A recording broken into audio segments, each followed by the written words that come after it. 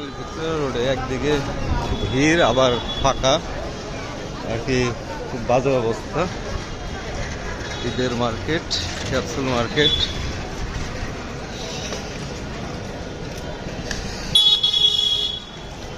এদিকে ফাঁকা, এদিকে হয়তো ফাঁকা রাখছে লোকজন, কিন্তু একটু পর পর ভিড়। পুরাতন বাস স্ট্যান্ড, তারপর গার্লস স্কুল মোড়, এদিকে সম্ভবত নিরালা মোড়ও ভিড়। এই রাস্তাটুকু ফাঁকা পেলাম আর ঈদের শেষ মুহূর্তে কেনাকাটা করতেছে।